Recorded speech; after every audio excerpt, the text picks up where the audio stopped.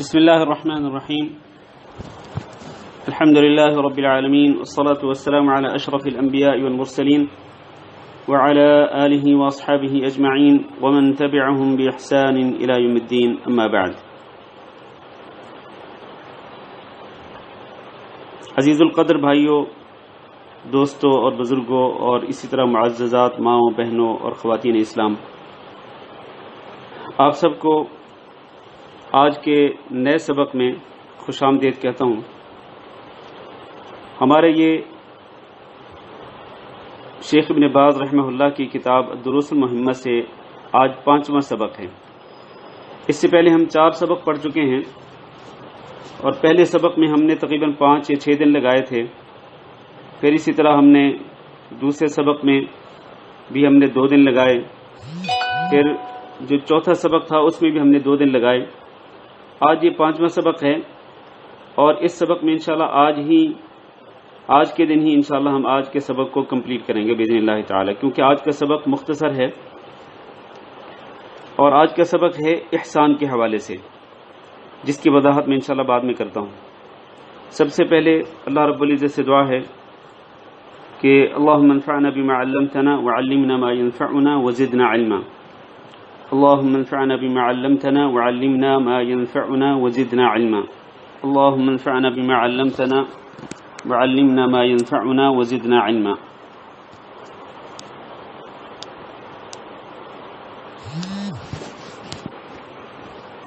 اللهم إنا نسألك علما نافعا وعملا متقبلا ورزقا واسعا وشفاء من كل داء.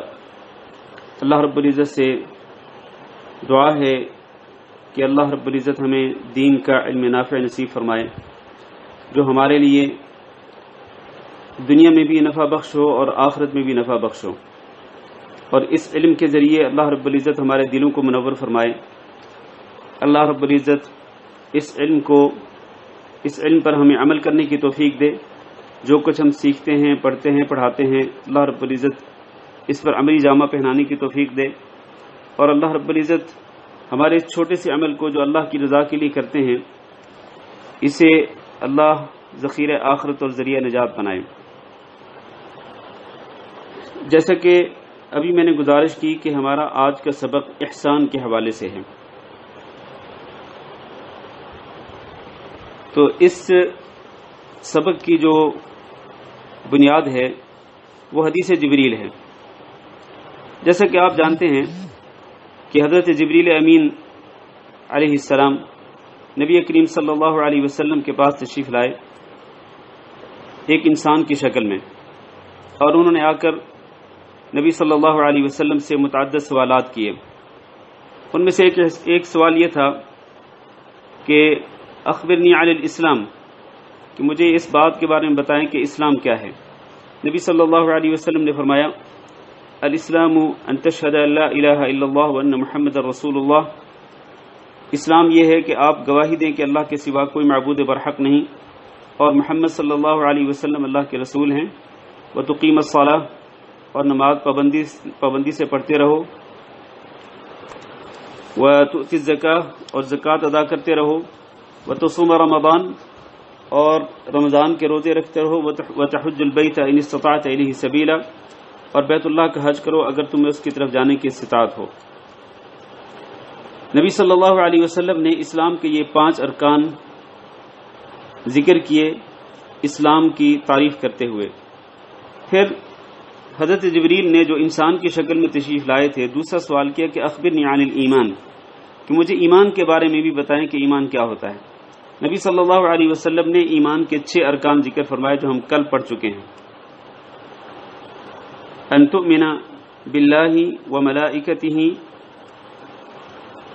ان تؤمن باللہ وملائکتہ وکتبہ ورسلہ والیوم الآخر وان تؤمن بالقدر خیرہ وشرہ، کہ تم اللہ پر ایمان لاؤ، اللہ کے فرشتوں پر ایمان لاؤ، اللہ کے رسولوں پر ایمان لاؤ، اللہ کی کتابوں پر ایمان لاؤ، اور قیامت کے دن پر ایمان لاؤ، اور تقدیر پر ایمان لاؤ کہ تقدیر اچھی ہو یا بری اللہ کی طرف سے ہوتی ہے. پھر حضرت جبریل نے نبی صلی اللہ علیہ وسلم سے تیسرا سوال کیا کہ اخبرنی مل احسان، کہ مجھے یہ بتائیں کہ احسان کیا ہوتا ہے؟ تو نبی صلی اللہ علیہ وسلم نے احسان کی تعریف فرمائی، احسان کی ڈیفینیشن کی کہ احسان یہ ہے کہ ان تعبد اللہ کأنک تراہ، کہ تم اللہ کی عبادت یوں کرو کہ جیسے تم اللہ کو اپنی آنکھوں کے سامنے دیکھ رہے ہو۔ فإن لم تکن تراہ، اگر تم اللہ کو نہیں دیکھ رہے، فإنہ یراک، تو کم از کم تمہیں اس بات پر یقین ہونا چاہیے کہ اللہ رب العزت تمہیں دیکھ رہا ہے۔ یہ نبی صلی اللہ علیہ وسلم نے احسان کی تعریف فرمائی۔ تو آج کا سبق اسی احسان کے حوالے سے ہے کہ احسان کس کو کہتے ہیں اور احسان کس کس چیز میں مطلوب ہے اور کیسے کیسے مطلوب ہے، انسان کو کس طرح احسان کرنا چاہیے اپنے قول و عمل میں، اپنی عبادات کے اندر، اور بندوں کے ساتھ کس طرح احسان کرنا چاہیے، یہ ساری چیزیں اور احسان کے فوائد کیا ہیں، یہ ساری باتیں انشاءاللہ آج کے سبق میں ہم ذکر کریں گے۔ سب سے پہلے احسان کا لغوی معنی کیا ہے؟ عربی ڈکشنری کے اندر احسان کے کئی معنی ہیں، ان میں سے ایک معنی یہ ہے کہ الاتقان، کہ احسان کا معنی ہے اتقان، یعنی ہر چیز کو مضبوطی کے ساتھ کرنا، ہر کام کو مضبوطی کے ساتھ کرنا اور انتہائی عمدہ طریقے سے کرنا۔ اسی طرح اس کا معنی ایک یہ بھی ہے الاتیان بالمطلوب شرعا علی وجہ حسن، کہ آپ سے شریعت میں جو کام طلب کیا جائے تو آپ اس کام کو اپنی جان چھڑانے کے لیے نہیں، بلکہ آپ اس کام کو کس طرح سے کریں، بہت ہی اچھے طریقے سے، عمدہ طریقے سے، بڑے اچھے انداز میں، اچھے طریقے سے آپ اس عمل کو کریں۔ مثال کے طور پر نماز آپ سے مطالبہ کیا جاتا ہے کہ آپ دن اور رات میں 5 نمازیں پڑھیں، تو آپ اپنی صرف اپنے فرض کو پورا کرنے کی خاطر، اپنی جان چھڑانے کی خاطر، آپ یہ نہیں ہے کہ 4 ٹکریں ماریں، رکوع کریں، سجدے کریں اور پھر چلے جائیں اور آپ یہ سمجھیں کہ آپ نے نماز پڑھ لی۔ نہیں، آپ سے نماز جس طرح سے طلب کی گئی ہے کہ آپ جس طرح سے نماز پڑھیں اسی طرح سے پڑھیں، اور اس کا انشاءاللہ ہم ذکر بعد میں کرتے ہیں کہ نماز کس طرح سے پڑھنی چاہیے۔ اسی طرح روزہ رکھنا ہے، اسی طرح حج کرنا ہے، اسی طرح زکوٰۃ دینا ہے، اسی طرح باقی نیک اعمال ہیں۔ جو عمل بھی آپ سے شریعت میں مطلوب کیا جاتا، طلب کیا جاتا ہے کہ آپ یہ عمل کریں، تو آپ اس کو کس طرح سے کریں؟ آپ اس سے جان مت چھڑائیں، بلکہ آپ اس کو انتہائی عمدہ طریقے سے کریں، یہ احسان ہوتا ہے۔ اور اسی طرح احسان کے ایک معنی یہ بھی ہے کہ آپ اللہ کے بندوں کے ساتھ نیکی کریں، اللہ کے بندوں کے ساتھ آپ اچھے اخلاق سے پیش آئیں، آپ ان سے اچھا سلوک کریں، آپ ان سے اچھے انداز سے گفتگو کریں اور اچھے انداز سے ان کو ڈیل کریں، یہ بھی احسان ہے۔ اور آگے بڑھنے سے پہلے ہم یہاں یہ بھی ذکر کرتے چلیں کہ احسان جو ہے یعنی کسی کام کو انتہائی عمدہ طریقے سے کرنا، بڑے اچھے طریقے سے کرنا، یہ اللہ رب العزت کی صفات میں سے ایک صفت ہے۔ اللہ رب العزت جو بھی کام کرتا ہے اللہ انتہائی عمدہ طریقے سے کرتا ہے، یعنی جتنا حسن اور جتنی خوبصورتی اللہ کے کاموں میں پائی جاتی ہے اتنی خوبصورتی اور اتنا حسن کسی اور کام میں نہیں پایا جاتا۔ سب سے زیادہ عمدگی اللہ کے کاموں کے اندر ہے، اللہ کی مخلوقات کے اندر ہے، سب سے زیادہ۔ بھئی میں آپ سے گزارش کروں گا کہ اگر آپ کچھ سوالات کرنا چاہتے ہیں تو سوالات سبق کے آخر میں کر لیا کریں، سبق کے دوران مجھے ڈسٹرب نہ کیا کریں، برائے کرم سبق کے آخر میں آپ مجھ سے سوال کر لیا کریں۔ تو اللہ رب العزت کی ایک صفت کیا ہے کہ اللہ رب العزت ہر کام کو انتہائی عمدہ طریقے سے کرتا ہے۔ اس کی میں چند ایک مثالیں دینا چاہتا ہوں۔ اللہ رب العزت نے سورۃ الملک کے اندر ذکر فرمایا کہ تبارک الذی بیدہ الملک وہو علی کل شیء قدیر۔ آگے چل کے اللہ نے فرمایا الذی خلق 7 سماوات طباقا ما تری فی خلق الرحمن من تفاوت۔ اللہ تعالیٰ نے 7 آسمان بنائے جو اوپر نیچے ہیں، تہ بتہ ہیں، اوپر نیچے اللہ تعالیٰ نے آسمان بنائے۔ ما تری فی خلق الرحمن من تفاوت، اللہ فرماتے ہیں کہ آپ رحمان کے پیدا کیے ہوئے آسمانوں کے اندر کوئی کمی بیشی نہیں پائیں گے۔ اللہ اکبر، کس قدر عمدہ طریقے سے اللہ نے آسمانوں کو بنایا۔ فرمایا ما تری فی خلق الرحمن من تفاوت، رحمان کے پیدا کیے ہوئے آسمانوں کے اندر آپ کسی قسم کا تفاوت نہیں پائیں گے، کسی قسم کی کمی بیشی نہیں پائیں گے، آپ کسی قسم کا عیب نہیں پائیں گے۔ اس لیے فرمایا فرجع البصر، آپ ذرا نظر لٹا کے دیکھیں، هل ترى من فطور، کیا آپ کو آسمان میں کوئی پھٹی ہوئی جگہ نظر آتی ہے؟ ثم ارجع البصر، اللہ نے فرمایا آپ پھر دوبارہ اپنی نظر کو لٹا کے دیکھیں، کرتین، بار بار آپ اپنی نظر کو لٹا کے آسمان میں غور سے دیکھیں، فینقلب الیک البصر خاسئا وهو حسیر، تو آپ کی نظر جب واپس لوٹے گی تو یقیناً اس نتیجے پر آپ پہنچیں گے کہ اللہ کی مخلوق میں آسمانوں کے اندر کسی قسم کا عیب نہیں ہے۔ یہ ایک مثال ہے، صرف ایک مثال، آسمانوں کو اللہ رب العزت نے کس قدر عمدگی سے پیدا کیا۔ یہ احسان ہے، یہ احسان کا معنی کیا ہے کہ آپ جو بھی کام کریں عمدگی سے کریں، اچھے طریقے سے کریں، خوبصورت انداز سے کریں۔ اللہ تعالیٰ نے آسمانوں کو عمدگی سے بنایا، خوبصورت انداز سے بنایا کہ اس کے اندر کسی قسم کا عیب نہیں ہے۔ پھر آپ خود انسان کی پیدائش کو دیکھ لیں، انسان کی، اللہ تعالیٰ نے خود انسان کی پیدائش کا ذکر فرمایا، لقد خلقنا الانسان فی احسن تقویم، ہم نے انسان کو انتہائی خوبصورت شکل میں پیدا کیا ہے۔ اللہ اکبر۔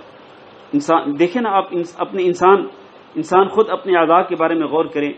اللہ تعالیٰ نے آنکھیں کس طرح سے بنائی ہیں، اللہ تعالیٰ نے کان کس طرح سے بنائے ہیں، اور آنکھوں کی نظر کس قدر تیز ہے کہ آپ یہاں زمین پہ بیٹھے ہوئے آپ کی نظر جو ہے وہ ایک لمحے کے اندر آسمان تک پہنچ جاتی ہے، جبکہ آسمان کتنا دور ہے آپ اس کی دوری کا اندازہ بھی نہیں کر سکتے، لیکن آپ کی نظر زمین پہ بیٹھے ہوئے آسمان تک چلی جاتی ہے صرف ایک سیکنڈ کے اندر۔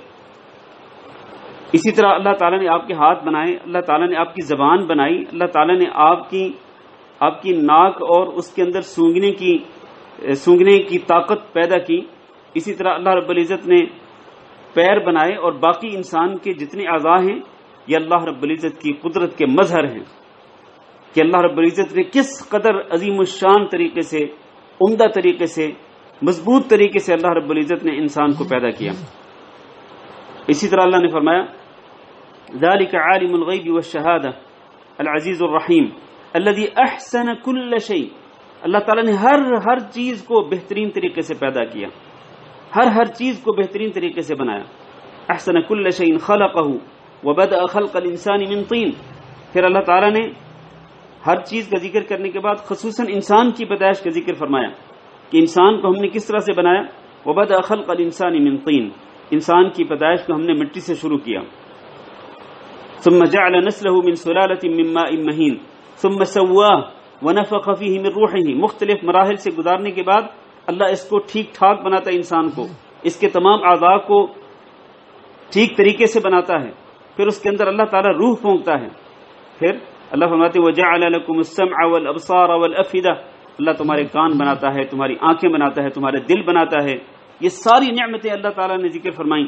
اور اسی طرح انسان کی پیدائش کے مختلف مراحل سورۃ المومنون کے شروع میں بھی اللہ نے ذکر فرمائے کہ کس طرح ایک انسان نطفے سے اس کی پیدائش شروع ہوتی ہے، پھر وہ علقہ بن جاتا ہے، پھر وہ مضغہ بن جاتا ہے، پھر جناب اس کے جسم کی ہڈیاں جڑتی ہیں، ہڈیوں پہ گوشت چڑھتا ہے، پھر اس طرح انسان کے اعضاء مکمل ہوتے ہیں۔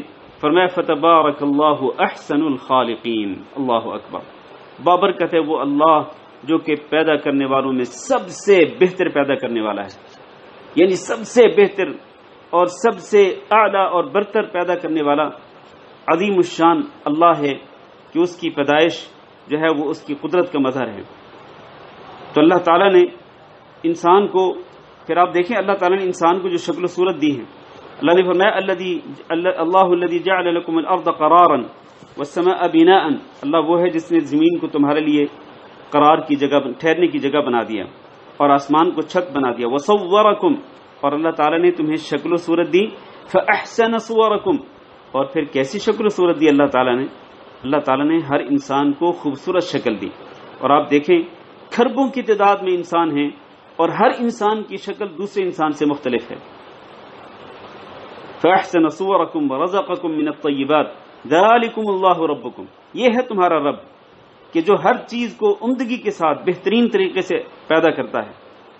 اسی لیے رسول اکرم صلی اللہ علیہ وسلم نے فرمایا ان اللہ کتب الاحسان علی کل شیء، اللہ تعالیٰ نے احسان کو ہر چیز پہ فرض کر دیا ہے کہ ہر چیز، جب بھی آپ نے کوئی کام کرنا ہے، جب بھی آپ نے کوئی بات کرنی ہے تو عمدہ طریقے سے کریں، کام کرنا ہے تو عمدہ طریقے سے کریں، حتیٰ کہ فَإِذَا قَتَلْتُمْ فَأَحْسِنُوا الْقِتْلَ، اگر تم قصاص کے اندر کسی کو قتل کرو تو اچھے طریقے سے قتل کرو، یہ نہیں کہ اس کو تڑپا کے مارو، نہیں، اچھے طریقے سے ایک ہی وار کر کے اس کو قتل کر دو قصاص کے اندر۔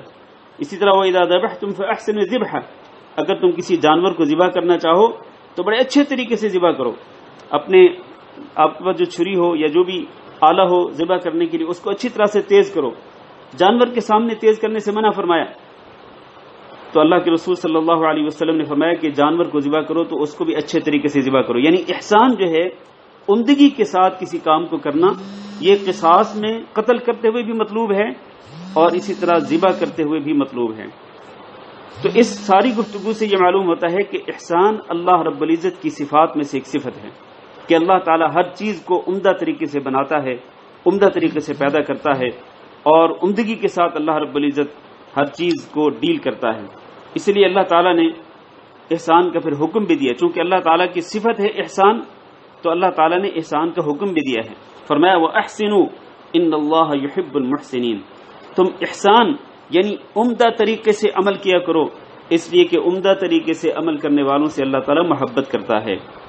ان اللہ یأمر بالعدل والإحسان وإیتاء ذی القربى، اللہ تعالیٰ حکم دیتا ہے کہ تم عدل و انصاف کیا کرو اور احسان کیا کرو۔ احسان سے مراد کیا ہے کہ ایک تو آپ اللہ کے بندوں سے اچھا سلوک کیا کریں، اللہ کے بندوں سے نیکی کیا کریں، اور دوسرا یہ ہے کہ اللہ تعالیٰ تمہیں حکم دیتا ہے کہ جب بھی کوئی نیک عمل کرو تو اس کو عمدہ طریقے سے کیا کرو، خوبصورت انداز سے کیا کرو، یہ نہیں کہ اپنی جان چھڑانے کے لیے اس کو بس جیسا تیسا کر دو، نہیں، بلکہ اس کو عمدہ طریقے سے کرو۔ ان اللہ یأمر بالعدل والاحسان، اللہ تعالیٰ عدل و انصاف کا حکم بھی دیتا ہے، احسان کا حکم بھی دیتا ہے، وایتاء ذی القربى، اور فرشتوں کو اور رشتہ داروں، قریبی رشتہ داروں کو بھی اللہ تعالیٰ دینے کا حکم دیتا ہے۔ آئیے اب ذرا ہم اس موضوع کو آگے بڑھاتے ہیں، عبادت میں احسان کس طرح مطلوب ہے، یہ سب سے اہم نقطہ ہے آج کے سبق کا کہ ہم عبادت کے اندر احسان کس طرح سے پیدا کریں، یعنی عبادات کو ہم کس طرح عمدہ طریقے سے ادا کریں اور کس قدر خوبصورتی کے ساتھ ادا کریں، عبادات بجا لائیں، یہ بہت ہی اہم نقطہ ہے۔ اس کے لیے ہمیں حدیث کے اندر ذکر کی گئی حدیث کی احسان کی جو ڈیفینیشن ہے اس کو سامنے رکھنا ہوگا، ان تعبد اللہ کأنک تراہ، کہ آپ جب اللہ کی عبادت کریں تو اس طرح کریں کأنک تراہ، کہ جیسا کہ آپ اللہ رب العزت کو اپنی آنکھوں کے سامنے دیکھ رہے ہیں۔ اگر آپ کے ذہن میں یہ تصور ہوگا نا، نماز پڑھتے ہوئے، روزہ رکھتے ہوئے، حج کرتے ہوئے اور اسی طرح باقی عبادات کرتے ہوئے، مثال کے طور پر دعا کرتے ہوئے آپ کے ذہن میں یہ تصور ہوگا کہ اللہ میرے سامنے ہے، تو آپ کے دل میں ہیبت پیدا ہوگی اللہ رب العزت کی، آپ کے دل میں اللہ رب العزت کا خوف پیدا ہوگا، آپ کے دل میں اللہ رب العزت کی محبت پیدا ہوگی۔ کیوں؟ اس لیے کہ آپ یہ سمجھ رہے ہیں کہ اللہ میری آنکھوں کے سامنے ہے، تو اللہ کا خوف پیدا ہوگا، اللہ کی دہشت پیدا ہوگی، اللہ رب العزت کی محبت پیدا ہوگی، اللہ کی ہیبت پیدا ہوگی۔ ان تعبد اللہ کأنک تراہ، آپ عبادت یوں کریں اللہ کی جیسے کہ آپ اللہ کو اپنی آنکھوں کے سامنے دیکھ رہے ہیں۔ لیکن اگر یہ تصور پیدا نہیں ہوتا، یہ کیفیت انسان پر طاری نہیں ہوتی کہ وہ یہ سمجھے کہ اللہ تعالیٰ کو سامنے دیکھ رہا ہے، تو کم از کم یہ تو اس کے ذہن میں یہ کیفیت ہونی چاہیے کہ فَإِن لَمْ تَكُنْ تَرَاهُ فَإِنَّهُ يَرَاكَ، اگر تم اللہ کو نہیں دیکھ رہے تو پھر فَإِنَّهُ يَرَاكَ، اس بات پر یقین رکھو کہ اللہ تعالیٰ تمہیں دیکھ رہا ہے۔ اس بات کا بھی اگر تصور پیدا ہو جائے نا انسان کے ذہن میں کہ جب وہ نماز پڑھ رہا ہے، اللہ کے سامنے کھڑا ہے، رکوع کر رہا ہے، سجدہ کر رہا ہے، قومے میں کھڑا ہے، دو سجدوں کے درمیان بیٹھا ہے، تشہد میں بیٹھا ہے، اگر اس کے ذہن میں یہ تصور پیدا ہو کہ اللہ اس کو دیکھ رہا ہے تو یقیناً اس کے دل میں اللہ کی ہیبت پیدا ہوگی، اللہ کا خوف پیدا ہوگا اور اللہ رب العزت کی محبت پیدا ہوگی، پھر نماز کے اندر خشوع اور خضوع بھی پیدا ہوگا۔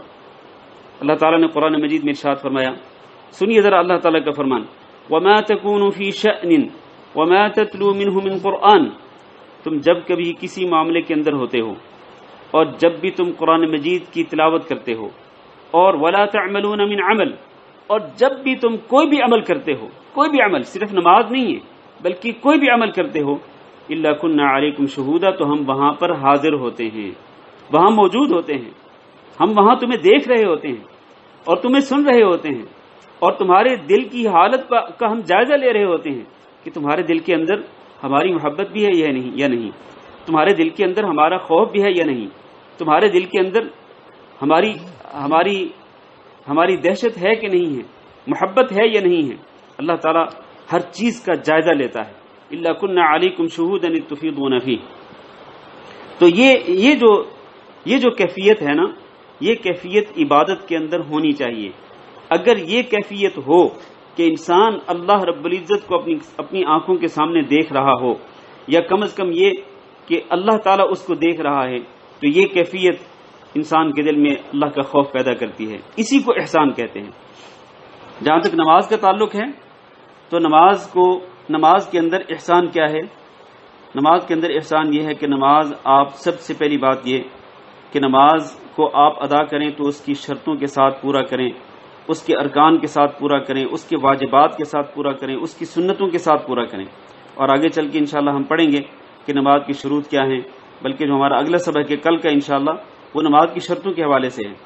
پھر نماز کے ارکان، نماز کے واجبات، نماز کی سنتیں، یہ ان تمام چیزوں کو پورا کرتے ہوئے انسان نماز ادا کرے۔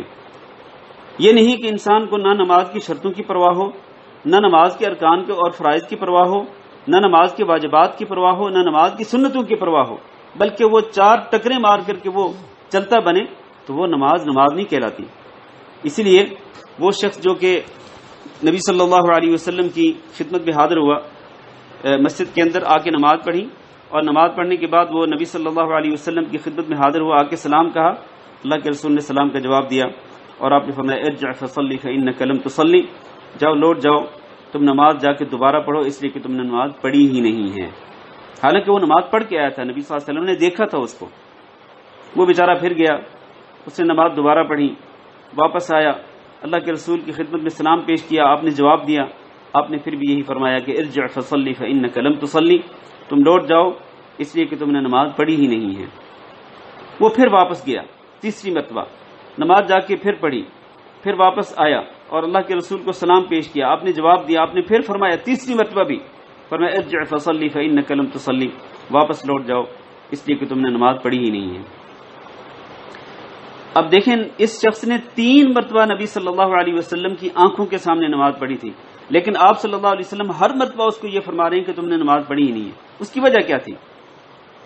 اس کی وجہ یہ تھی کہ اس نے نماز اس طرح نہیں پڑھی تھی جس طرح اللہ تعالیٰ نے اس سے نماز پڑھنے کا مطالبہ کیا، اس نے نماز اس طرح نہیں پڑھی تھی جس طرح رسول اکرم صلی اللہ علیہ وسلم نے اس سے مطالبہ کیا تھا کہ صلو کما رأیتمونی اصلی، تم نماز اس طرح پڑھو جس طرح مجھے نماز پڑھتے ہوئے دیکھتے ہو۔ آج آپ دیکھتے ہوں گے کئی نمازیوں کو نماز پڑھتے ہیں جناب کوئی پرواہ نہیں ہوتی، نماز میں داخل ہوتے ہیں، نماز سے نکل جاتے ہیں، ان کو کچھ پتہ بھی نہیں ہوتا کہ انہوں نے نماز کے اندر کیا پڑھا ہے، نماز کے اندر اللہ تعالیٰ سے کیا سرگوشی کی ہے، نماز کے اندر کس طرح اللہ کی تسبیح بیان کی ہے، نماز کے اندر اللہ تعالیٰ سے کیا مانگا ہے، جیسے آئے ویسے چلے گئے، بس 4 ٹکریں ماری، ٹھونگے مارے اور چلے گئے، چلتے بنے، اور یہ سمجھ لیا کہ بس میں نے نماز پوری پڑھ لی ہے، فرض ادا ہو گیا۔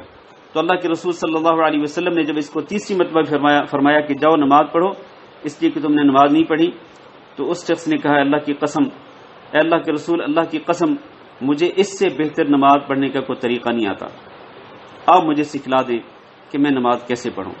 چنانچہ نبی صلی اللہ علیہ وسلم نے فرمایا اذا قمت الى الصلاة فکبر، جب تم نماز کے لیے کھڑے ہو جاؤ تو تکبیر کہو، ثم اقرأ ما تيسر معك من القرآن، پھر جو تم آسانی سے قرآن پڑھ سکتے ہو وہ پڑھو، اس سے مراد سورۃ الفاتحہ ہے۔ ثم اركع حتى تطمئن راكعا، پھر تم رکوع میں جاؤ تو مکمل اطمینان کے ساتھ رکوع کرو۔ ثم ارفع حتى تعتدل قائما، پھر جب رکوع سے سر اٹھا کے کھڑے ہو تو بالکل سیدھے کھڑے ہو جاؤ اطمینان کے ساتھ۔ ثم اسجد حتى تطمئن ساجدا، پھر سجدے میں جاؤ تو اطمینان کے ساتھ سجدہ کرو۔ ثم ارفع حتى تطمئن جالسا، پھر جب پہلے سجدے سے سر اٹھا کے بیٹھو تو انتہائی اعتدال اور اطمینان کے ساتھ بیٹھو۔ ثم اسجد حتى تطمئن ساجدا، پھر دوسرا سجدہ کرو تو انتہائی اطمینان کے ساتھ کرو. ثم افعل ذلك في صلاتك كلها، پھر اسی طرح سے پوری نماز تم نے اسی طرح سے پوری کرنی ہے، اسی طرح سے نماز کو ادا کرنا ہے کہ تمام کے تمام ارکان اور تمام کے تمام واجبات کو مکمل طور پہ ادا کرنا ہے.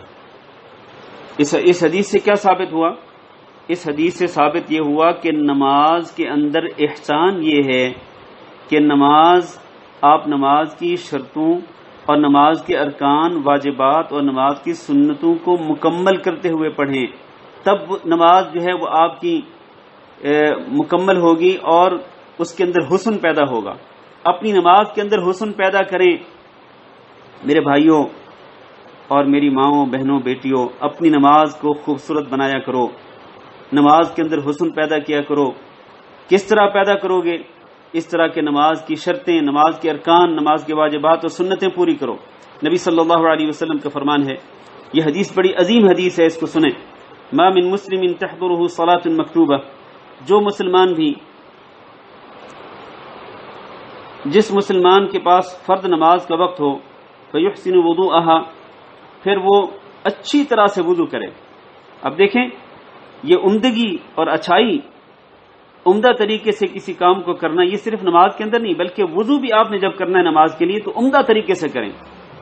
یہ نہیں ہے کہ آپ وضو بھی جلدی جلدی کریں، آپ کو کوئی عضو مکمل طور پر دھل جائے، کوئی نہ دھلے، آپ کو کوئی پرواہ نہ ہو. نہیں، آپ کو معلوم ہے نا کہ نبی صلی اللہ علیہ وسلم نے جب کچھ لوگوں کی ایڑیاں خشک دیکھی تھیں، انہوں نے وضو کیا تھا، ان کی ایڑیاں خشک دیکھی تھیں نبی صلی اللہ علیہ وسلم نے، انہوں نے پاؤں مکمل نہیں دھوئے تھے، تو آپ صلی اللہ علیہ وسلم نے کیا فرمایا تھا؟ فرمایا تھا وَيْلٌ لِلْأَعْقَابِ مِنَ النَّارِ، یہ ایڑیاں جو خشک ہیں نا، جن کو دھویا نہیں گیا وضو کرتے ہوئے، ان کے لیے جہنم کی آگ کی ویل ہے، مصیبت ہے، ہلاکت ہے، تباہی اور بربادی ہے. اس سے آپ اندازہ کر سکتے ہیں کہ وضو مکمل طور پہ کرنا، اچھے طریقے سے کرنا، عمدہ طریقے سے کرنا کیوں ضروری ہے. فرمایا جس شخص کے پاس فرض نماز کا وقت ہو پھر وہ اس کا وضو اچھی طرح سے کرے. یحسن، یہ احسان سے ہے، ہم احسان کی بات کر رہے ہیں. یحسن وضوءها، اپنے وضو کو عمدہ طریقے سے کرے، مکمل طریقے سے. وخشوعها، اور نماز کے اندر خشوع بھی اختیار کرے، یعنی اللہ سے ڈرتے ہوئے نماز پڑھے. ورکوعها، اور رکوع و سجود بھی مکمل کرے. تو اس نماز کا فائدہ کیا ہوتا ہے؟ الا كانت كفارة لما قبلها من الذنوب، تو یہ جو نماز ہے نا، یہ انسان کے پچھلے تمام گناہوں کا کفارہ بن جاتی ہے. اللہ اکبر، پچھلے تمام گناہ اس کے مٹ جاتے ہیں. ما لم یؤتی کبیرۃ، ہاں اگر اس نے کوئی کبیرہ گناہ کیا ہے تو کبیرہ گناہ معاف نہیں ہوگا جب تک کہ وہ توبہ نہیں کرے گا، ورنہ کبیرہ گناہوں کو چھوڑ کر باقی جتنے گناہ ہوں گے وہ سارے کے سارے معاف ہو جائیں گے. کیوں؟ اس لیے کہ اس نے جب نماز پڑھی، فرض نماز جب اس نے پڑھی تو نماز کے لیے وضو بھی عمدہ طریقے سے کیا اور نماز کے اندر خشوع بھی اختیار کیا، اللہ سے ڈرتے ہوئے نماز کے سارے ارکان پورے کیے، نماز کی شرطیں پوری کی، نماز کے واجبات اور اس کی سنتیں پوری کی، رکوع و سجود کو مکمل طور پہ پورا کیا. تو اس جس نماز کو خوبصورت انداز سے پورا کیا گیا ہو، عمدگی کے ساتھ ادا کیا گیا ہو، وہ نماز انسان کے گناہوں کا کفارہ بن جاتی ہے. اللہ تعالیٰ سے دعا ہے کہ اللہ ہم سب کو اسی طرح سے خوبصورتی کے ساتھ، عمدگی کے ساتھ نماز پڑھنے کی توفیق دے اور اللہ ہماری نمازوں کو ہمارے گناہوں کا کفارہ بنا دے. نماز کے اندر خشوع و خضوع اختیار کرنا انتہائی ضروری ہے کہ پوری توجہ کے ساتھ، یکسوئی کے ساتھ نماز پڑھیں. آپ کی توجہ اللہ تعالیٰ کی طرف ہو اور اللہ کی محبت میں ڈوب کر، اللہ کے خوف میں غرق ہو کر آپ نماز پڑھیں. آپ یوں نماز پڑھیں کہ آپ اللہ تعالیٰ کے سامنے کھڑے ہیں، اللہ آپ کو دیکھ رہا ہے اور آپ اللہ رب العزت کو دیکھ رہے ہیں. اس طرح سے آپ مکمل طور پہ خشوع و خضوع کے ساتھ، یکسوئی کے ساتھ، پوری توجہ کے ساتھ نماز پڑھیں. تو اللہ تعالیٰ نے ایسے ہی نماز پڑھنے والوں کے بارے میں فرمایا قد افلح المؤمنون، وہ مومن کامیابی پا گئے، الذین هم فی صلاتهم خاشعون، جو اپنی نمازوں کے اندر خشوع اختیار کرتے ہیں. یہ خشوع اختیار کرنا یہ نماز کے اندر احسان ہے. احسان، نماز کے اندر احسان کیا ہوتا ہے کہ آپ نماز کو انتہائی عمدہ طریقے سے پورا کریں، بہت اچھے طریقے سے پڑھیں، اس کو خوبصورت بنا کے اللہ کی بارگاہ میں پیش کریں. کہیں ایسا نہ ہو کہ آپ نماز کے اندر چوری کریں، نہ آپ نے نماز کے فرائض پورے کیے، نہ آپ نے نماز کے واجبات پورے کیے. اور نماز کا رکوع اور سجود آپ نے مکمل نہیں کیا، تو یہ جو شخص ہے نا، یہ سب سے برا چور ہے۔ یہ کیوں؟ اس لیے کہ یہ نماز کے ارکان میں چوری کر رہا ہے، یہ نماز کے واجبات میں چوری کر رہا ہے، یہ نماز کی سنتوں کے اندر چوری کر رہا ہے۔ تو اس طرح کی جو نماز ہوتی ہے نا، وہ اللہ تعالیٰ معاف فرمائے، وہ واپس بندے کے منہ پہ مار دی جاتی ہے۔ وہ نماز انسان کے سر کے اوپر نہیں جاتی، چاہے جائے کہ وہ اللہ تعالیٰ کی بارگاہ میں پیش کی جائے، اللہ تعالیٰ اس کو قبول کرے، وہ نماز اس کے منہ پہ مار دی جاتی ہے۔ کیوں؟ اس لیے کہ اس نے نماز کے اندر احسان نہیں اختیار کیا۔ احسان کیا ہے؟ ان تعبد اللہ کأنک تراہ، کہ آپ نماز پڑھیں تو اس طرح پڑھیں جیسے آپ اللہ کو دیکھ رہے ہو۔ فإن لم تکن تراہ فإنہ یراک، اگر آپ اللہ کو نہیں دیکھ رہے تو اللہ آپ کو دیکھ رہا ہے۔ جس طرح پوری توجہ کے ساتھ اور تمام ارکان اور واجبات کے ساتھ، سنتوں کے ساتھ، شروط کے ساتھ نماز کو پڑھنا چاہیے۔ اور صرف یہ نماز کا معاملہ نہیں، ساری کی ساری عبادات اسی طرح سے۔ آج کل آپ روزے رکھ رہے ہیں، ماشاءاللہ، اللہ تعالیٰ سب کے روزے قبول فرمائے۔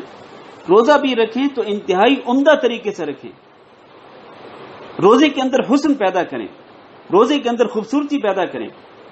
اور آپ کو پتہ ہے کہ روزے کا حسن کیسے ٹوٹ جاتا ہے،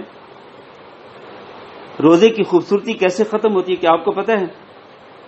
میرا خیال ہے آپ میں سے زیادہ تر لوگوں کو پتہ ہوگا۔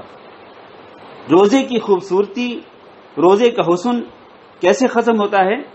اس طرح سے ختم ہوتا ہے کہ آپ روزہ رکھ کے بھی آپ اپنے منہ سے کھانا پینا تو چھوڑے رکھیں، لیکن اپنی زبان سے آپ جھوٹ بولتے رہیں، اور اپنے کانوں سے آپ حرام چیزوں کو سنتے رہیں، اپنی آنکھوں سے حرام چیزوں کو دیکھتے رہیں، اپنے ہاتھوں سے حرام چیزوں کو پکڑتے رہیں، اپنے پیروں کے ذریعے حرام کی طرف چل کے جائیں۔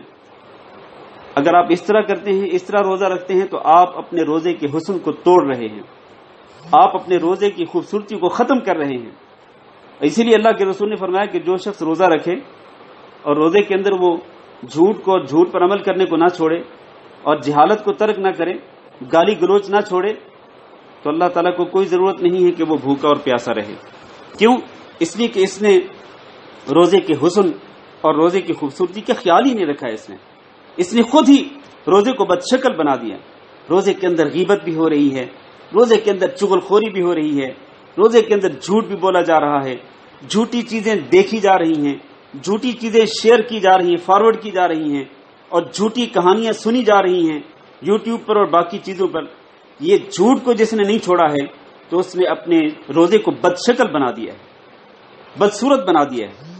تو میرے بھائیوں اور میری ماؤں اور بہنوں، اپنے روزے کو بدشکل نہ بناؤ، اپنے روزے کو خوبصورت بناؤ۔ یہ احسان ہے، ان تعبد اللہ کأنک تراہ، آپ عبادت کریں اللہ تعالیٰ کی تو اس طرح جیسے آپ اللہ تعالیٰ کو اپنی آنکھوں سے دیکھ رہے ہیں، اور اگر آپ نہیں دیکھ رہے تو اللہ تعالیٰ آپ کو دیکھ رہا ہے۔ اس لیے روزے میں بھی اللہ سے ڈرتے رہیں۔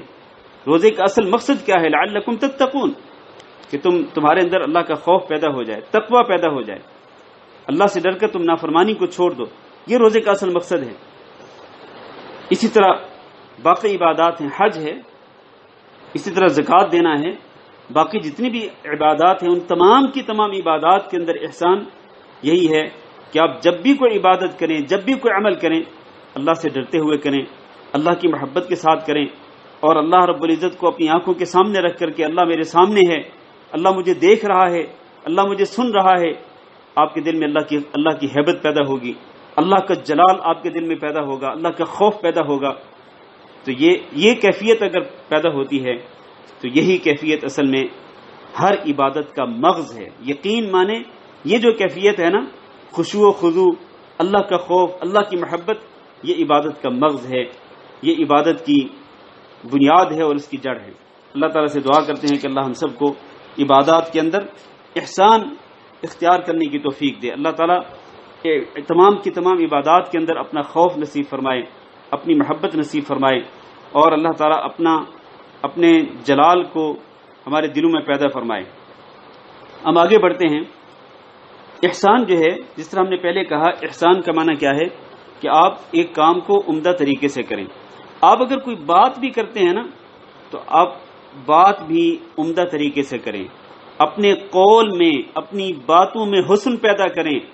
اللہ نے قرآن مجید میں فرمایا وَقُولُوا لِلنَّاسِ حُسْنًا، لوگوں سے بات کس طرح کرو، کیسی گفتگو کرو، لوگوں کے ساتھ اچھی گفتگو کرو، عمدہ گفتگو کرو اور اپنی گفتگو کے اندر حسن پیدا کرو. وَقُلْ لِعِبَادِي يَقُولُ الَّتِي هِيَ أَحْسَنُ، اے محمد صلی اللہ علیہ وسلم آپ میرے بندوں سے کہیں کہ وہ بات وہ کریں، گفتگو وہ کریں جو سب سے اچھی ہو. اب آپ دیکھیں نا ہمارا المیہ کیا ہے کہ ہماری گفتگو کے اندر کیا ہوتا ہے، ہمز اور لمز، جس طرح ہم پہلے پڑھ چکے ہیں وَيْلٌ لِكُلِّ هُمَزَةٍ لُمَزَةٍ. گفتگو کے اندر جناب تانے ہوتے ہیں، گفتگو کے اندر ہم دوسروں کے عیب نکالتے ہیں، گفتگو کے اندر ہم دوسروں کے عیب اچھالتے ہیں، ہم دوسروں کا ٹھٹھا اڑاتے ہیں، مذاق اڑاتے ہیں، حتیٰ کہ دوسروں کے ساتھ ہم گالم گلوچ کرتے ہیں، اور حتیٰ کہ ہم دوسروں پر اللہ معاف فرمائے ہم لعنت بھیجتے ہیں. یہ کیا ہے؟ کیا یہ ہماری گفتگو کا حسن ہے؟ نہیں، یہ ہماری گفتگو کی گندگی ہے، یہ بدصورتی ہے کہ ہم اپنی گفتگو کے اندر دوسروں کے دلوں کو ٹھیس پہنچائیں، اپنی گفتگو کے اندر ہم دوسروں کو تکلیف پہنچائیں، اپنی گفتگو کے اندر ہم دوسروں پہ تان اندازی کریں، دوسروں کی عزتوں پہ حملہ کریں، اور دوسروں کی غیبت کریں، چغل خوری کریں اور جھوٹی گفتگو کریں. یہ ساری چیزیں کیا ہیں؟ یہ ہماری گفتگو کو ناپاک کر دیتی ہیں. اپنی گفتگو کو پاک رکھیں، اپنی گفتگو کے اندر حسن پیدا کریں. یہ احسان ہے، احسان.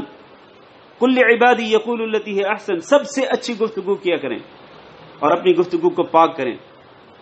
اسی لیے اللہ کے رسول نے فرمایا من کان یؤمن باللہ والیوم الآخر فلیقل خیرا او لیصمت، جو اللہ پر ایمان رکھتا ہو اور آخرت کے دن پر ایمان رکھتا ہو تو وہ اچھی گفتگو کرے، خیر کی گفتگو کرے، ورنہ اگر وہ خیر کی بات نہیں کر سکتا، اچھی گفتگو نہیں کر سکتا تو پھر اس کو خاموش رہنا چاہیے. حتیٰ کہ آپ دیکھیں اللہ تعالیٰ نے سلام کا جواب دیتے ہوئے بھی احسان کو اختیار کرنے کا حکم دیا ہے. فرمایا وَإِذَا حُيِّيتُم بِتَحِيَّةٍ فَحَيُّوا بِأَحْسَنَ مِنْهَا.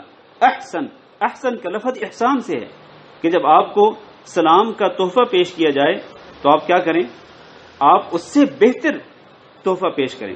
اگر سلام کرنے والے نے آپ کو السلام علیکم کہا ہے تو آپ وعلیکم السلام ورحمۃ اللہ کہیں. اگر سلام کرنے والے نے آپ کو السلام علیکم ورحمۃ اللہ کہا ہے تو آپ وعلیکم السلام ورحمۃ اللہ وبرکاتہ کہیں، یعنی اس سے بہتر جواب دیں اس کو. یہ احسان ہے کہ اپنی سلام اور کلام میں بھی آپ حسن پیدا کریں، سلام کا جواب دینے میں بھی حسن پیدا کریں اور عمدہ طریقے سے، اچھے طریقے سے آپ جواب دیں سلام کا. اسی طرح سے دعوت میں بھی اور باہمی گفتگو کے اندر بھی، اور حتیٰ کہ اگر تکرار کی ضرورت پیش آئے تو اس کے اندر بھی احسان اختیار کرنا چاہیے. یعنی عمدہ طریقے سے دعوت دیں تو عمدہ طریقے سے دیں، مکالمہ کریں تو عمدہ طریقے سے کریں، اور اگر اللہ نہ کرے کسی سے تکرار کرنے کی ضرورت پیش آتی ہے تکرار کی، تو تکرار بھی اچھے طریقے سے کریں. یہ نہیں کہ تکرار کے اندر آپ لڑائی جھگڑا شروع کر دیں، آپ گالم گلوچ شروع کر دیں، آپ تان و تشنی شروع کر دیں. نہیں، آپ کو اگر کسی کے ساتھ بحث و مباحثہ کرنا پڑتا ہے، تکرار کرنا پڑتا ہے تو وہ بھی اچھے طریقے سے کریں. اللہ نے قرآن مجید کے اندر فرمایا ادعو الى سبیل ربک بالحکمۃ والموعظۃ الحسنۃ وجادلہم باللتی ہی احسن. آپ اپنے رب کے دین کی طرف لوگوں کو بلائیں تو کس طرح بلائیں؟ حکمت کے ساتھ، اچھی نصیحت کے ساتھ، اور اگر ان سے جھگڑا بھی کرنا پڑے، بحث و تکرار کرنا پڑے تو اچھے طریقے سے کریں، گالم گلوچ کے ساتھ نہیں اور لڑائی جھگڑے کے ساتھ نہیں، تان و تشنی کے ساتھ نہیں. اچھے طریقے سے آپ بحث و تکرار کر سکتے ہیں، مناظرہ کر سکتے ہیں، اس کی اللہ نے اجازت دی ہے. حتیٰ کہ اہل کتاب سے بھی اگر آپ بحث و تکرار کریں، وَلَا تُجَادِلُوا أَهْلَ الْكِتَابِ إِلَّا بِالَّتِي هِيَ أَحْسَنُ. احسن کا لفظ احسان سے ہے کہ اہل کتاب یہود و نصارہ سے اگر آپ بات چیت کرتے ہیں، بحث و تکرار کرتے ہیں تو وہ بھی اچھے طریقے سے کریں، اس کے اندر بھی تان و تشنیع نہیں ہونا چاہیے. تو قول کے اندر بھی، گفتگو کے اندر بھی عمدگی ہونی چاہیے، حسن ہونا چاہیے، اسی کو احسان کہتے ہیں. اور اسی طرح ایک اہم نقطہ ابھی میں بیان کرنے لگا ہوں، آپ جو بھی عمل کریں اس عمل کے اندر حسن پیدا کریں. جو بھی عمل کریں اس کے اندر حسن پیدا کریں. اللہ کی رضا کے لیے آپ جو بھی عمل کرنا چاہتے ہیں اس کے اندر حسن پیدا کریں، اس کے اندر خوبصورتی پیدا کریں. اس کی وجہ کیا ہے؟ وجہ یہ ہے کہ اللہ تعالیٰ نے انسان کو پیدا ہی اسی لیے کیا ہے کہ اللہ تعالیٰ یہ دیکھنا چاہتا ہے کہ کون ہے جو اپنا عمل خوبصورت طریقے سے کرتا ہے اور خوبصورت انداز سے عمل کو مکمل کرتا ہے. اللہ تعالیٰ اسی چیز کو جانچنا چاہتا ہے کہ کون ہے جو اپنے عمل کے اندر حسن پیدا کرتا ہے, خوبصورت طریقے سے عمل کرتا ہے. اللہ نے فرمایا الذی خلق الموت والحیات لیبلوکم ایکم, اس کے بعد کیا ہے سورۃ الملک میں الذی خلق الموت والحیات لیبلوکم ایکم, اس کے بعد لفظ کیا ہے ذرا آپ مجھے لکھ کے بتائیں. تبارک الذی بیدہ الملک وہو علی کل شیء قدیر الذی خلق الموت والحیات لیبلوکم ایکم احسن عملا. بالکل صحیح, ایکم احسن عملا. اللہ تعالیٰ نے موت اور زندگی اس لیے پیدا کی کہ تاکہ تمہیں آزمائے. کس طرح آزمائے؟ ذرا غور کیجئے ذرا. اللہ تعالیٰ کس طرح آزمانا چاہتا ہے؟ اللہ تعالیٰ اس طرح آزمانا چاہتا ہے کہ تم میں سے کون ہے جو زیادہ کوانٹٹی کے اعتبار سے زیادہ عمل کرے.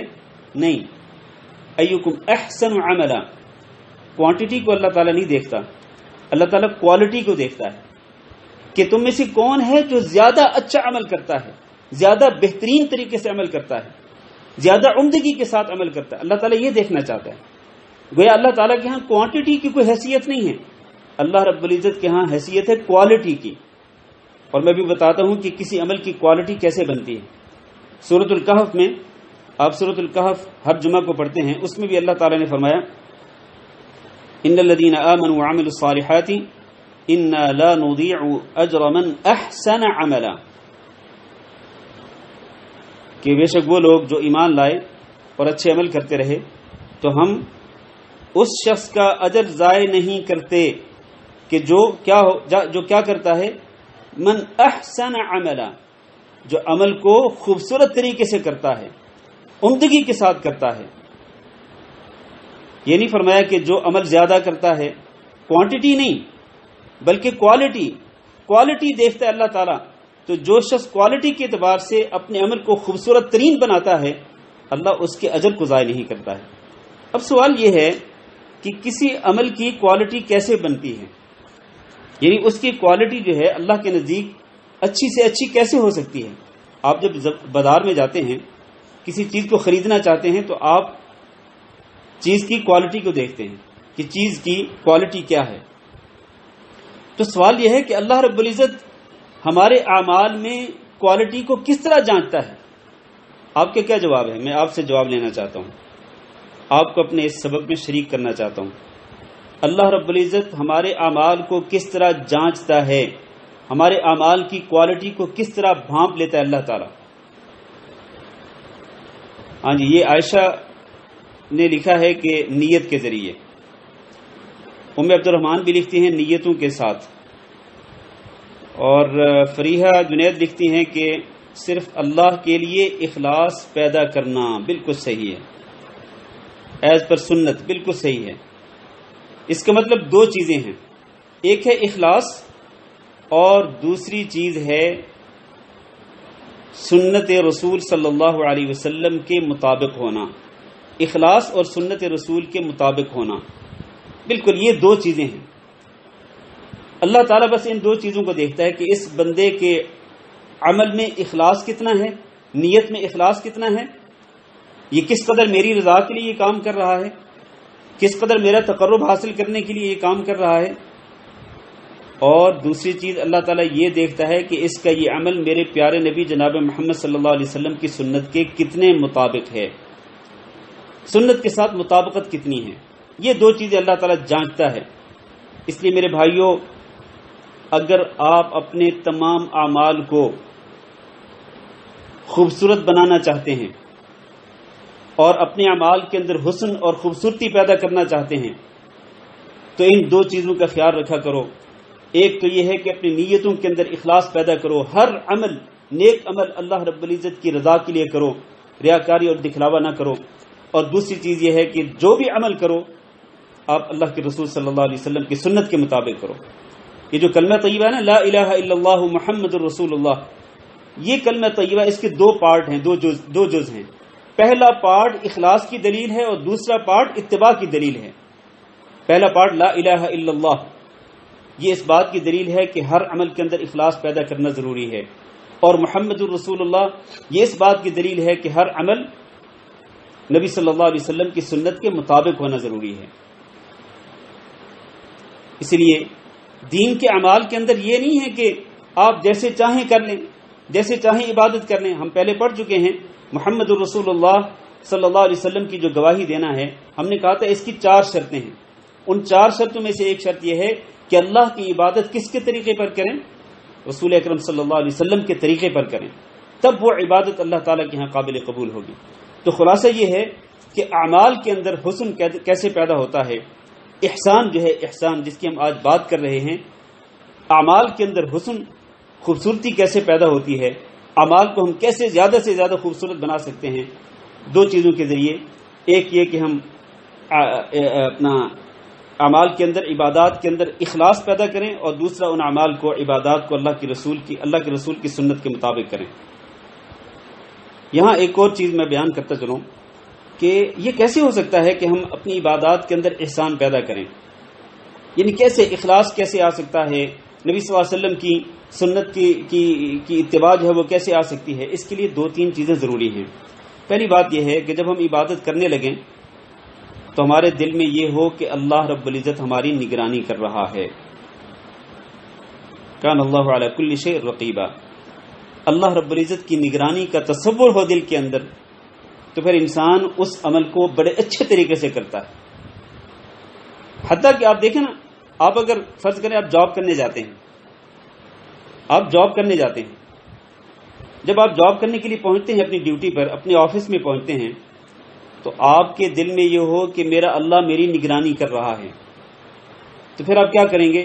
پھر آپ اپنی ڈیوٹی اچھے طریقے سے کریں گے، اپنا ٹائم برباد نہیں کریں گے چیٹنگ میں اور سوشل میڈیا پر اور فضولیات میں اپنا وقت برباد نہیں کریں گے۔ جس وقت کی آپ تنخواہ لے رہے ہیں اس وقت کو آپ دیگر کاموں میں برباد نہیں کریں گے۔ کیوں؟ اس لیے کہ آپ یہ سمجھتے ہیں کہ میرا اللہ میری نگرانی کر رہا ہے۔ یہ آپ کی جاب کے اندر حسن ہے، اس کو احسان کہتے ہیں۔ اپنی ڈیوٹی کے اندر، آپ کی جو ڈیوٹی ہے اس کے اندر بھی احسان پیدا کریں۔ کس طرح کہ آپ کے دل میں یہ ہو کہ اللہ میری نگرانی کر رہا ہے۔ اور دوسری بات یہ ہے، جب بھی آپ کوئی عمل کرنا چاہیں تو آپ کے دل میں یہ ہو کہ کل قیامت کے دن مجھے اللہ کے سامنے کھڑا ہونا ہے اور مجھے ہر عمل کا حساب دینا ہے۔ یہ بڑی اہم بات ہے میرے بھائیوں۔ جب بھی آپ عمل کرنا چاہیں، آپ کے دل میں یہ ہو کہ مجھے اللہ کے سامنے پیش ہونا ہے۔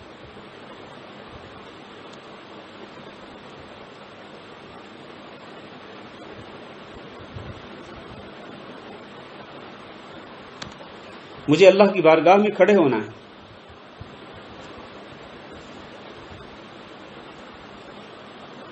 اور مجھے اپنے اعمال کا حساب دینا ہے۔ اللہ فرماتے ہیں وَنُخْرِجُ لَهُ يَوْمَ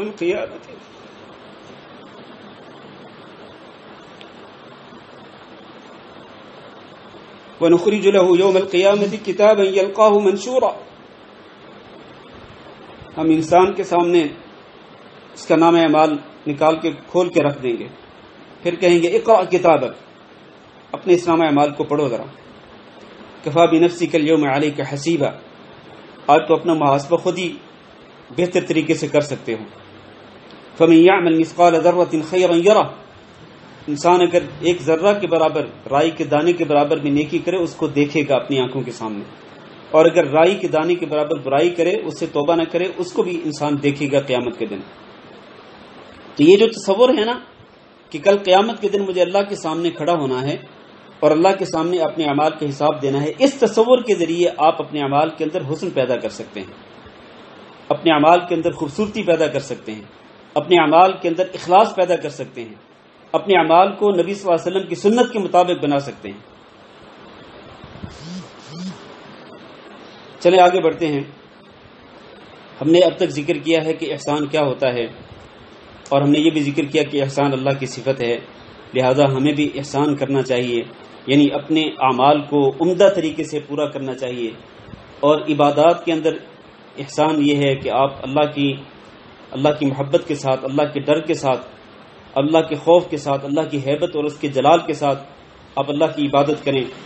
نماز ہو، روزہ ہو، حج ہو، زکوٰۃ ہو، باقی جتنی عبادات ہیں. اور ہم نے یہ بھی بتایا کہ عمل کے اندر خوبصورتی کس طرح پیدا ہوتی ہے. اب آخر میں ایک اور بات بھی ذکر کرتے چلیں کہ اخلاص جو ہے، احسان جو ہے، احسان جو ہمارے سبق کا آج کا موضوع ہے، احسان کا ایک حصہ جو ہے اس کا تعلق ہے اللہ کے بندوں کے ساتھ. ہم نے اب تک جو گفتگو کی ہے وہ احسان وہ ہے جو اللہ کی جس کا تعلق اللہ کے ساتھ ہے اور اللہ کی عبادات کے ساتھ ہے. احسان ایک وہ ہے جس کا تعلق اللہ کے بندوں کے ساتھ ہے. اس سے مراد کیا ہے؟ اس سے مراد یہ ہے کہ اب اللہ کے بندوں کے ساتھ بھی احسان کریں، اللہ کے بندوں کے ساتھ بھی نیکی کریں، اللہ کے بندوں کے ساتھ بھی اچھے طریقے سے پیش آئیں، ان سے اچھا سلوک کریں. اور اللہ کے بندوں میں سب سے پہلے جن کا حق ہے اچھے سلوک کا وہ کون ہے؟ مجھے لکھ کے بتائیں. اللہ کے بندوں میں سب سے زیادہ اچھے سلوک کے اور احسان کے جو مستحق ہیں، حقدار ہیں، وہ والدین ہیں. بالکل صحیح ہے، بالکل صحیح ہے، والدین.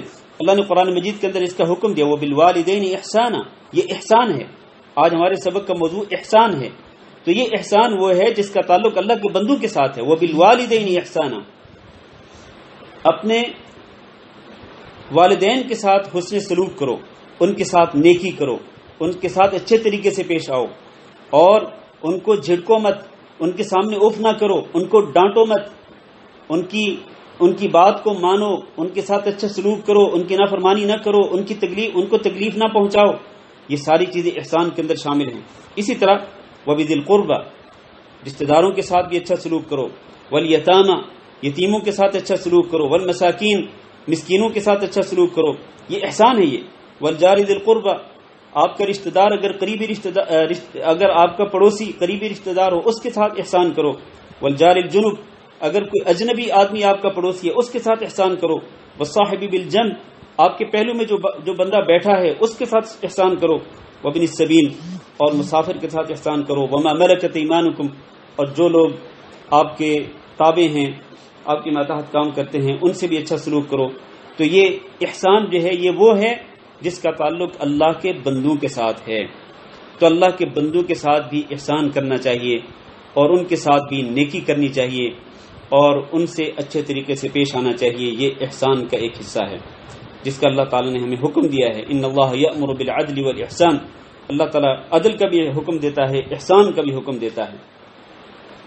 آخر میں بس ایک اور بات ہم ذکر کر کے آج کا سبق ختم کرتے ہیں. دیکھیں جو اللہ کے بندوں کے ساتھ احسان ہے نا، اس کے بڑے فوائد ہیں. نبی کریم صلی اللہ علیہ وسلم نے ارشاد فرمایا، حدیث ذرا توجہ کے ساتھ سنیے گا، وَأَحَبُّ الْأَعْمَالِ إِلَى اللَّهِ، اللہ تعالیٰ کو سب سے محبوب عمل کون سا ہے؟ سرور تدخلہ علی مسلم، کہ آپ کسی مسلمان کو خوش کر دیں. یعنی آپ نے کسی مسلمان کے ساتھ احسان کیا، اس کے ساتھ نیکی کی، اس کو آپ نے خوش کر دیا. یہ عمل جو ہے یہ اللہ تعالیٰ کو سب سے زیادہ محبوب ہے. او تکشف عنہ کربہ، یا آپ کسی مسلمان کی پریشانی کو ختم کر دیں. او تقضی عنہ دینا، یا اس کے قرضے کو اتار دیں. او تطرد عنہ جوعا، یا اس کی بھوک کو ختم کر دیں، یعنی اس کو کھانا کھلا کر. یہ مختلف طریقے ہیں، یہ مختلف اعمال ہیں جو اللہ تعالیٰ کو سب سے زیادہ محبوب ہیں. اور یہ اعمال کس قسم کے ہیں؟ یہ اللہ کے بندوں کے ساتھ احسان کرنے کے اعمال ہیں. قرضہ اتارنا احسان ہے، بھوک ختم کرنا احسان ہے، پریشانی کو دور کرنا احسان ہے. تو یہ وہ اعمال ہیں کہ جو اللہ تعالیٰ کو سب سے زیادہ پیارے ہیں. رسول اکرم صلی اللہ علیہ وسلم نے فرمایا، وَلَأَنْ أَمْشِي مَعَ أَخِي فِي حَاجَتِهِ، اگر میں اپنے بھائی کے ساتھ چل کے جاؤں تاکہ اس کی ضرورت پوری ہو جائے، تو یہ مجھے اس بات سے زیادہ پسندیدہ ہے کہ میں اس مسجد کے اندر یعنی مسجد نبی کے اندر 1 مہینے کا اعتکاف بیٹھوں. اللہ اکبر. اب دیکھیں نا احسان کی کتنی فضیلت ہے. فرمایا کہ میں اگر کسی بھائی کے ساتھ چل کے جاؤں تاکہ اس کی ضرورت پوری ہو جائے، تو یہ مجھے اس بات سے زیادہ محبوب ہے کہ میں اپنی مسجد نبی کے اندر 1 مہینے کا اعتکاف بیٹھوں. اس سے آپ اندازہ کر سکتے ہیں کہ احسان یعنی اللہ کے بندوں کے ساتھ احسان کرنا، ان کے ساتھ نیکی کرنا، ان کے ساتھ اچھا سلوک کرنا جو ہے اس کی کتنی فضیلت ہے. رسول اکرم صلی اللہ علیہ وسلم نے فرمایا، خالق الناس بخلق حسن، لوگوں کے ساتھ جو ڈیل ہے، لوگوں کے ساتھ جو معاملہ ہے، میل جول ہے، وہ کیسے کرو؟ میل جول اچھے اخلاق کے ساتھ کرو، اچھے طریقے سے کرو، احسان کے ساتھ کرو، نیکی کے ساتھ کرو.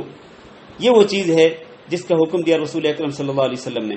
میرے بھائیوں، اگر آپ احسان کے فوائد سے مستفید ہونا چاہتے ہیں، اگر آپ احسان کے فوائد حاصل کرنا چاہتے ہیں تو پھر آئیے ذرا یہ بھی ہم جان لیں کہ احسان کرنے کے فوائد کیا ہوتے ہیں۔ احسان چاہے کسی بھی اللہ تعالیٰ کے ساتھ اس کا تعلق ہو، یا اللہ کے بندوں کے ساتھ اس کا تعلق ہو، یا اللہ کی عبادت کے ساتھ اس کا تعلق ہو، جو ہم نے احسان کی مختلف صورتیں بیان کی ہیں۔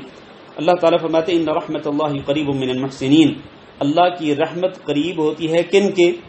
من المحسنین، احسان کرنے والوں کے، جو انتہائی عمدہ طریقے سے عبادت کرتے ہیں، عمدہ طریقے سے کوئی بھی عمل کرتے ہیں اور اپنے اعمال کے اندر حسن اور خوبصورتی پیدا کرتے ہیں اخلاص کے ذریعے، نبی صلی اللہ علیہ وسلم کی سنت کی اتباع کرتے ہوئے۔ تو جو لوگ اس طرح سے احسان کرتے ہیں، خوبصورتی سے اعمال کرتے ہیں، اللہ تعالیٰ کی رحمت ان کے قریب ہوتی ہے۔ اور تو اور دیکھیں احسان کا اتنا بڑا فائدہ ہے، اللہ نے فرمایا وَلَمَّا بَلَغَ أَشُدَّهُ آتَيْنَاهُ حُكْمًا وَعِلْمًا، حضرت یوسف علیہ السلام کے بارے میں کہ جب وہ جوان ہوئے تو ہم نے ان کو حکم بھی دیا، ان کو علم بھی دیا۔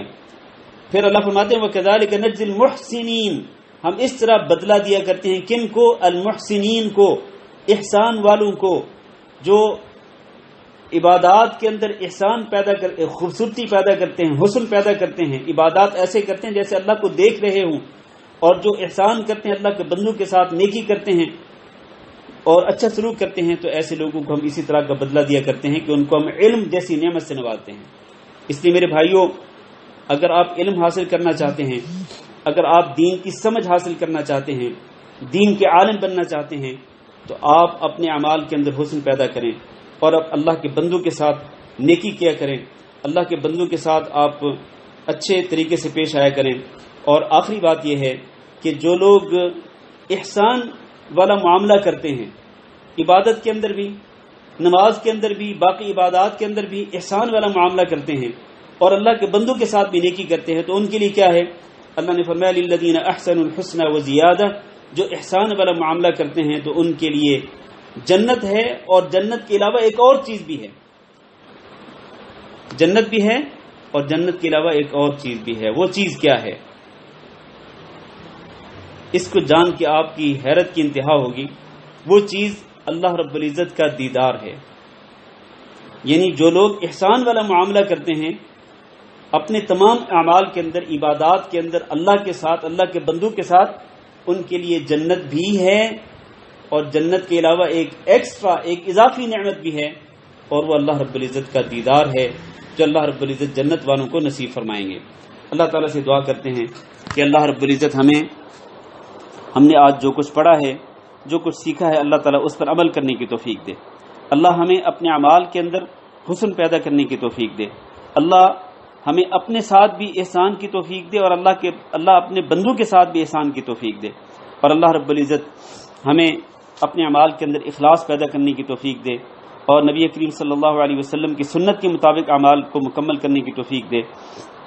تو آج کا سبق جو ہے وہ میرا خیال یہ تھا کہ مختصر ہوگا، لیکن پھر بھی یہ سبق لمبا ہو گیا۔ بہرحال انشاءاللہ آئندہ جو ہمارے اسباق آ رہے ہیں وہ سارے کے سارے سبق انشاءاللہ ایک ایک دن میں پورے ہوں گے، انشاءاللہ سارے کے سارے سبق ایک ایک دن میں انشاءاللہ پورے ہو جائیں گے۔ تو آج یہ 5واں سبق ختم ہوا۔ ہاں صرف آخری جو سبق ہے 18th لیسن جو ہے 18واں سبق، اس پہ ہو سکتا ہے 2 سے 3 دن لگ جائیں، لیکن باقی جتنے اسباق آنے والے ہیں اس سے پہلے وہ انشاءاللہ ایک ایک دن میں کمپلیٹ ہو جائیں گے۔ اللہ تعالیٰ سے دعا ہے کہ اللہ رب العزت ہمیں اخلاص نیت نصیب فرمائے، اللہ تعالیٰ ہمیں نبی کریم صلی اللہ علیہ وسلم کی سنت کے مطابق عمل کرنے کی توفیق دے، اور اللہ رب العزت ہمیں دنیا کے اندر بھی اور اسی طرح آخرت میں بھی ہر خیر و بھلائی نصیب فرمائے، اور ہر قسم کے شر اور فتنے سے اپنی پناہ میں رکھے۔ اللہ تعالیٰ عذاب قبر سے اپنی پناہ میں رکھے، عذاب جہنم سے اپنی پناہ میں رکھے۔ اللہ تعالیٰ ہمیں بھی اور ہمارے والدین کو بھی، ہمارے بیوی بچوں کو بھی، اور ہمارے بہن بھائیوں کو، سب کو اللہ تعالیٰ جنت الفردوس کا وارث بنائے۔ اور اللہ رب العزت سے دعا ہے، اللہ کی بارگاہ میں التجا ہے کہ اللہ تعالیٰ اس کرونا نامی وائرس سے، اس وبا سے جلد از جلد مسلمانوں کو نجات دے، پوری انسانیت کو اللہ تعالیٰ اس سے نجات دے، اور اللہ رب العزت جتنے لوگ بھی پریشان حال ہیں ان سب کی پریشانیاں دور فرمائے، اور اللہ رب العزت آسانیاں پیدا فرمائے۔ هذا وصلی اللہ وسلم علی نبینا محمد وعلی آلہ واصحابہ اجمعین۔